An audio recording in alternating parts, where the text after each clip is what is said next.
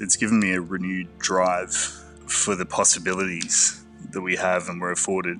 I feel like it's been the year for most, the ones that sort of dug deep when COVID hit through and, through adversity, tried something different and rose up, have really been rewarded. And I think that is the case. And I think the public as well is more open to recognising that hard work and rewarding it.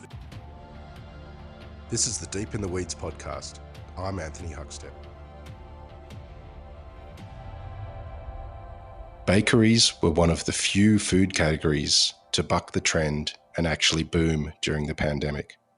With most operators forced to pivot and offer something different to survive, some chefs turned their hand to baking bread. Some did it so successfully, it's now become part of what they will do moving forward. Ben Williamson is the co-owner of Agnes Restaurant in Brisbane. Ben, how are you going? Really well, thanks, Huck. How are you? I'm good. Thanks for joining us. You've got a new restaurant in a crazy wild year. What's it been like opening a new venue? Mate, I don't think the timing has been great at any point trying to get this restaurant open. It seemed to take an age to finally get the doors open, but it's look, I mean, with the challenges and everything that we've faced, it's actually worked out pretty well in the end.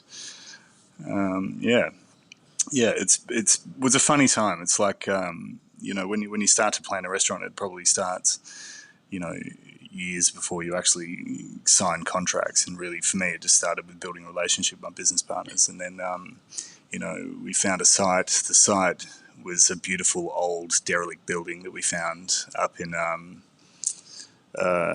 the top end of Fortitude Valley, going towards Spring Hill, which we had to do something with it. So, I mean, a lot of what took time with that was with DA approvals and all the process that we had to go through that you have with an old building, and then finding cancer in concrete and all those building hurdles, which finally started to come to fruition, and then we got hit with the pandemic. Well, you left Gerard's, which was a highly successful, multi-award winning restaurant a couple of years ago now, and you've been doing various things since then. What's this last couple of years been like for you in the lead up to the opening of Agnes? It was an interesting time. I think, Gerard's I love very, very dearly, and it was something that was close to my heart. But, 7 years I was doing that, and it just started to get towards a point that, mainly I wanted something that was very much my own. I wanted to have a bit of control over my own time. To get out of, but it was, like I said, with the process of getting Agnes open, when I finally decided it was time to spread my wings, and there was an opportunity that came to light, and we decided to go forward. And with those delays that I said, I mean, the thing is, it was probably a good 2 years, 2.5 years before it was time to actually get into the restaurant and get it going. So, I mean, obviously I had money aside that I could have was going to be used to build the restaurant. It did get used to build the restaurant, but obviously that was quite finite. So, I had to do some things in the interim to get it going. Luckily, I managed to pick up a few events in Brisbane and some bits and pieces that I could do. I had my own ABN already that I could use to do that. And an opportunity popped up in Sydney to do some things with Noor, with Ibi and the boys there, which was, a bit of a lifeline, to be honest, at that time. Well, you did some amazing things there, even though it was short-lived. What was that experience like? Yeah, it was great, actually. It was hard work. It was really hard work, which, I love hard work anyway, and I think I'll end up making it hard for myself no matter where I go and what I do. But it's, it was fun. It was sort of like it was very much in line with what we were already doing at Gerard's. So it was a continuation of that, and then making it bringing a fresh face to it. Noor was already pretty established with what it was doing with Middle Eastern food, and Ibi just wanted things to evolve a little bit and go forward. So it was a natural partnership that came together from that. I knew Ibi from doing a collaboration with him when I was still at Gerard's with Noor. But it's it was fun. Look, it was. We got really lucky, and there was another head chef that was helping me there, which was Mike Dillinger from the Bridge Room. When that closed down, he came on board, and he was amazing to work with. And it was a fun time, but it was tough. It was hard work. A lot of hours, a lot of fly in, fly out. I've got a whole new respect for people that do fly in, fly out these days. The spices and techniques and fragrance from the Middle East runs through all of your cooking. Where did that all start for you? Oh, I started many, many moons ago.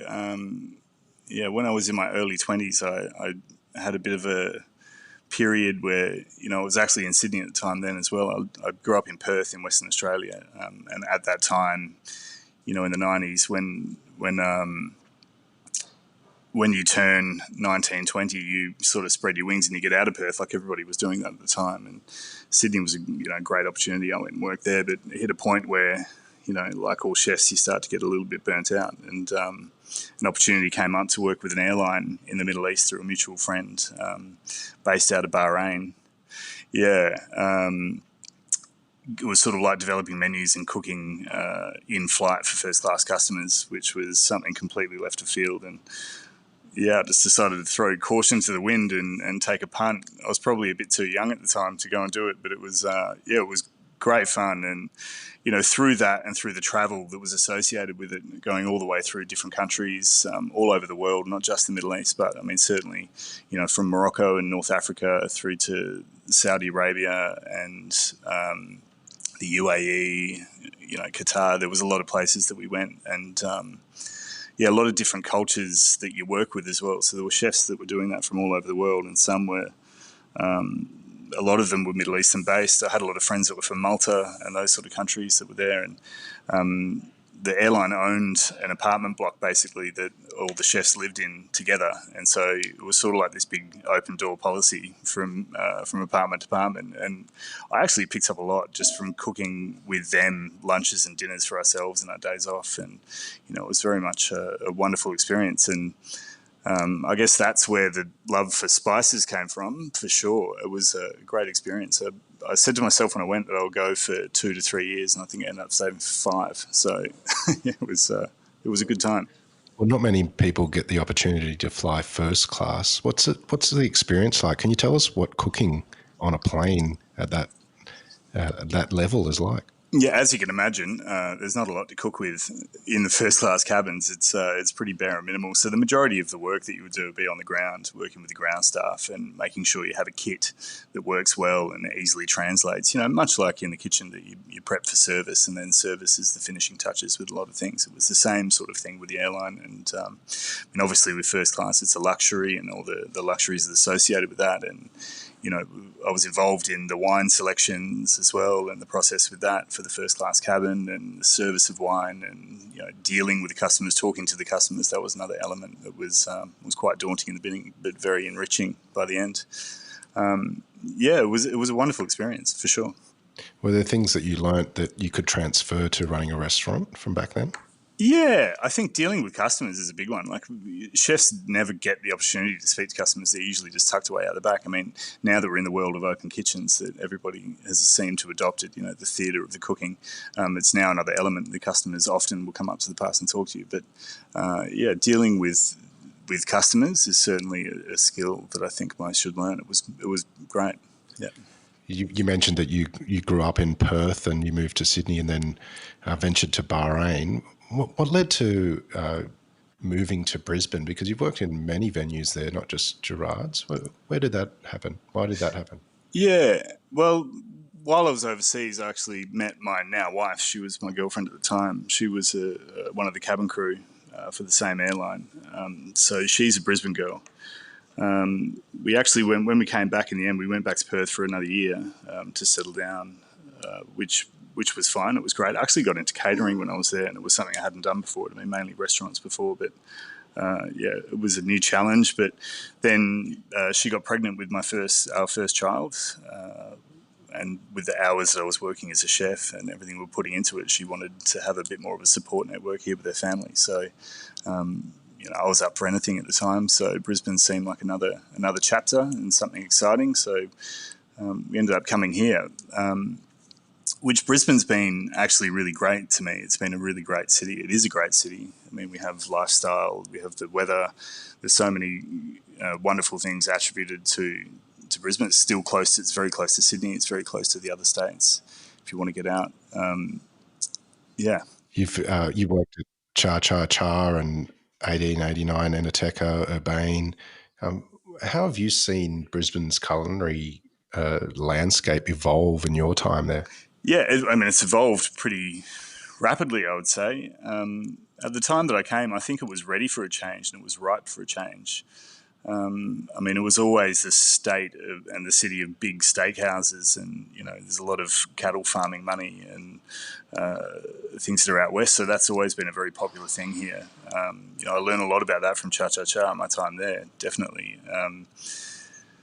But I sort of, after Cha Cha Cha, when I left and I went and worked with Kim at Urbane, and I ran the Euro for him on the other side of it, it was. I sort of got a renewed passion for the finer side of food and interesting flavour combinations and interesting food. So it was one thing that got me really excited. But the thing that was interesting to me is I didn't really enjoy sitting in the formal environment to dine with it. So I guess that's sort of how Gerard's was born when I started talking to the Mubraks about their concept there, was that it's... I wanted to do something that was fun and exciting, but without the formality that comes with that food, which I think was something that Brisbane was ready for at the time. Middle Eastern cuisine is not something we're unfamiliar with in Australia. We're quite rich with access to amazing food from that region here. But what's some of the secrets and tips and approach that you take to using those spices and cooking techniques? Yeah, I think it's a good question. And I think that the main thing to consider, I guess, is that when you're over there and you're eating that cuisine and you're immersed into it, it's always still very clean and it's always very simple. And I think people that approach Middle Eastern food as being something that's complicated and difficult to get into, it's the wrong way to go. I think the crispness of the flavour and the balance is really paramount, especially when you're talking about Lebanese cuisine and those of the Middle East and Levant or the Mediterranean coast. It's very much clean flavoured, very fresh, and I think that's the key. If you can hold your spices back and you can hold the ingredients back to a point where it's very precise, that's the key to it being great. Can you give us some examples of some dishes that you've created that really epitomise your approach to that type of cookery? That's a tough question, Huck. I would say, look, the food that I did Gerard's was very, it evolved, I guess, and it was very evolutionary. It changed often and greatly, but I would say some of the staples that stayed were the ones that were really bright and fresh and very punchy. So there was probably 3 items that were on the menu there during my time that epitomised it, which would have been the Becca wings, which was sort of like a take on a buffalo wing. And the funny thing is all 3 of these dishes sort of weren't, they evolved naturally. They weren't something that we set out to create to be those things, but it was, we started doing a bar menu for the bar, and what do you want to eat in the bar? And one of the guys was saying, we love buffalo wings. I'm like, well, we can't do buffalo wings here because it doesn't really work within the context, but how do we adapt that to make that concept work for this food, which was how that evolved. So instead of using hot sauce, we'll house make a roasted harissa that we use as the base, and then how do we up the umami? We'll use some fish sauce or some soy to put that into it to bring it up. Za'atar to make it fresh, the smoked butter to give it depth and complexity. It's all about just building those layers to make something that's still bright but punchy at the same time. And then the cauliflower dish that we did, which became iconic as well, which was with a tahini sauce and ras el hanout and smoked almonds and pomegranate seeds. Again, it's all about that depth of flavour and umami, but also counterbalanced with the freshness and the smokiness. So I would say the key to the success of that would have been building those layers to give really great complexity. Yeah. Your food evolved, as you mentioned, quite a lot at Gerard's, and now you have Agnes. How do you describe what you're doing with the food there? Well, Agnes, I guess, is the antithesis to the spice. It's I really wanted to let go of that chapter completely and go on a fresh new course. So, it was quite a dangerous move for me, I guess. I had made a really good name and a solid foundation through that Middle Eastern food. But for me, it was just all about, I really needed to change and do something different for myself to feed my own soul. So the idea here is, we cooked a lot on charcoal, and a lot of the equipment that was at Gerard's over time, the gas appliances and everything would get reduced, and we'd move them out, and then bit by bit there would be a larger coal pit, or there'd be a larger element that we'd be cooking over coals. And then by the end of it, I think we were almost exclusively using the coal pit for most of the sauces and most of the proteins and the veggies and things that we're finishing. So for me, doing Agnes with purely wood-fired cooking is just another step up from that. And we, by no means, it's not that we're not the first ones that have done it. Lennox at Fidor, he led the charge for Australia, I would say, and there's been a few others that have followed suit. And wasn't about trying to recreate what they do for the Brisbane market, but it was about identifying that, Brisbane would have been ready for something like that, and then it's a natural evolution for the way that we were cooking nonetheless. But with a bit more of a European aesthetic to the execution rather than Middle Eastern. What's some of the challenges involved in sort of keeping it simple and cooking over charcoal like that almost exclusively? Yeah, I mean, the really tough point when it's exclusive is just prep. So mise en place, you've got to light the fire 2 hours before you're going to use it, or an hour and a half, depending on the wood, the density of the wood, how much moisture's in there, all these things sort of factor into how hot the fire burns and how much you need to tend to it. And then the time it takes simply just attending the fire, all of these things just stack up. And, in a world where labour is expensive in Australia now, it really is a challenge trying to keep the prep load simple, but still interesting enough for the customer that the rest of it comes through. That's probably the biggest challenge, I'd say. When the pandemic landed, we've heard from so many operators and chefs and industry professionals sort of say it was a time to take a breath and think about things. What sort of impact did that time have on you? It was a really tough time. I mean, I'd pretty much exhausted all of my finances by the time the pandemic had started to become a thing. We'd put everything into the restaurant. We were probably a week and a half away from opening. I'm thinking, within a week and a half, we're going to start making some revenue. We can start to build everything back up, and everything's going to be fine. And then you started hearing these whispers and murmurs about what was happening interstate and overseas, and COVID that's starting to come in. But, at the time, we didn't really think much of it. It might just be one of these things that's going to blow over. My business partner, Ty, obviously he has 2 other restaurants as well, and he was stressed to the eyeballs, and then I started to absorb some of his stress and take it on, and maybe this is going to be something that's not going to work. But I think, like everybody, you just cling to the hope that it's going to blow over. But with time, it started to become apparent that it wasn't going to, and we had staff that had already been on, that we'd had on the books for a month, trying to get the menu development done, and we were working on the dishes and setting up the space, and all those people were at risk of not getting paid. And even for myself, I'd exhausted my finances, I said, so I needed a revenue stream to be able to feed my family, and keep them going. So I think we took a step back and we looked at it, and it was like, well, what can we do to keep some revenue coming through here? There's talk of, could we do a takeaway menu for people at home? And we hadn't even opened the doors yet or established it. So I'm like, well, people don't understand what it is we do. And I think with the nature of the fire, cooking over fire, I'm just not sure how that's going to translate to how we can get it back to home.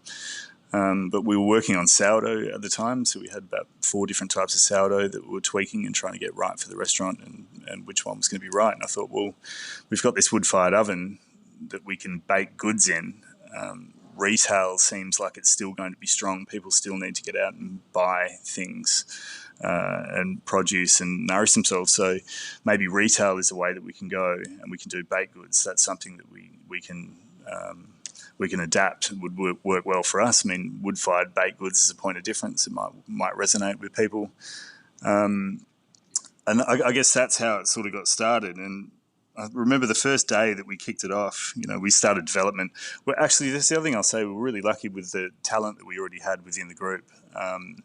We had a girl that's working at Same, which is one of Thai's other restaurants, a modern Thai restaurant. But Natsumi, she's the pastry chef there. But, it turns out that she had some experience doing laminated pastries in another job previously. So, we pulled her into the conversation. How can we do that? Can we do croissants?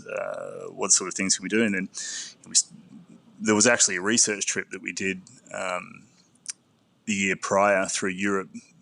We went a trip from Stockholm through Europe, eating in fire-based restaurants, which was incredible as well. But a lot of the stuff that we ate during the day was just pastries. So, especially in Copenhagen, there's so many great bakers there. There's from Hart to Juno, and half the time we were there, it wasn't even really about waiting for the dinner that we're going to go to and researching for this thing. It was just about how many bakeries can we walk to across the cities and eat and dine. And Queen Amans were one of those things that were really great over there, and there were so many. And I remember from Hart, there was an incredible one that we had there. So, we just worked with Natsumi to adapt that, and then we were hand making it. We were making the butter in house to ramp up for the opening as well. So buying cream and culturing it and whipping that.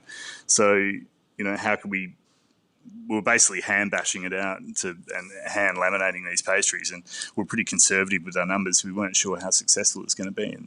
And when we opened the doors, I think we sold out in 45 minutes on the first day.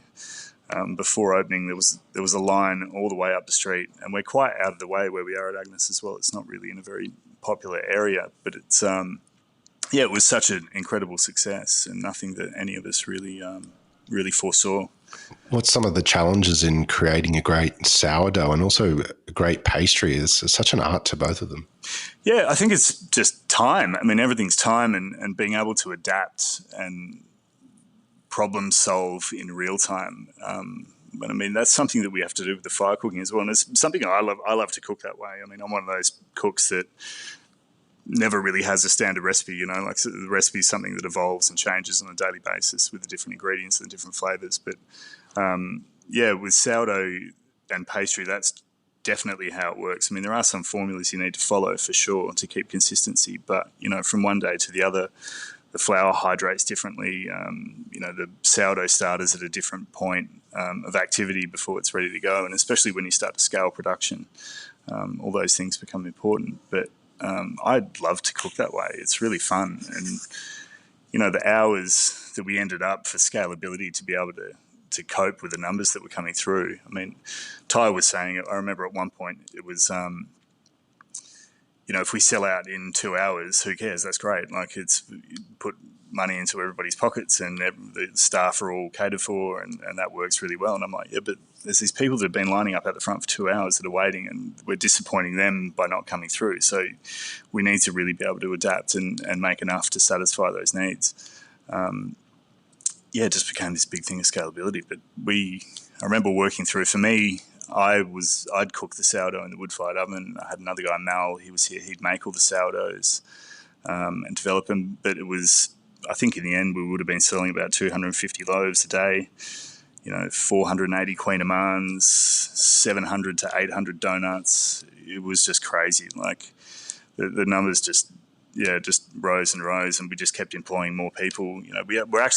We were at the point where we weren't even using the people that we had in on JobKeeper. We were employing new people that didn't have jobs to get it moving forward. It really did just become this great, successful business. Yeah. During the series, we've heard from operators sort of say as soon as everything started to open up again, that takeaway dropped away. What's happened with the baking for you now that the restaurants are open again? What's the situation with the bakery side of things? Well, because it was so successful for us, and I did enjoy it, really. It was one of those things that came left of field. I never would have thought in my dreams that I would have enjoyed doing baked goods. I was never a pastry chef. It was never my forte. It wasn't something that I really got into. But, with the success, so now we've been looking for a site since then to do the bakery permanently in Brisbane, but that's also come with its own challenges. I mean, we really want to find a building that fits the aesthetic of Agnes, and we can continue that. The execution to give the similarity that was comparable to what we were doing during COVID. But it's very likely that by mid next year we'll make this a permanent business. Yeah. Wow. And with Agnes, has your vision of that changed during this time, given the circumstances of the last 8 months?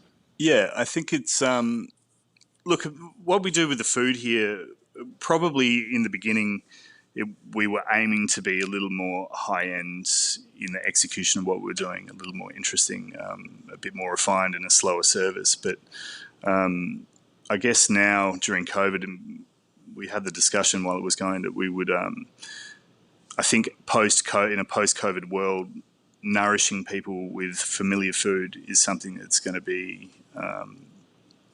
more what the customer wants, basically, and value. So I guess now with the execution of what it is it's definitely a little more pared back in the execution than it was going to be in the beginning. But to be honest, I'm quite happy with that. And I mean, post-opening at the end of COVID, we didn't know what the numbers were going to look like either. I remember making the decision. Ty just wanted the bakery to continue, even after we could open. He just wanted to keep it going. But it's sooner or later you got to bite the bullet. It was always intended to be a restaurant, and it's such a beautiful space that we had so much time to work on that we needed to get it open and get people through. But even with the restrictions that we had post-COVID, I would say we're only really down 15% on what we would have been or what we should be running at full capacity. And we're booked out pretty much 2 months in advance all the time. There hasn't been a service since we opened where we haven't been at full capacity. Yeah, it's been really, really great. You mentioned that you don't really have recipes and your food is really one that evolves quite rapidly. And the cooking over fire really is reliant on such amazing quality produce at its heart. Can you tell us about the relationships you have with some of the local producers and how important they are to what you're doing there? Oh, it's everything.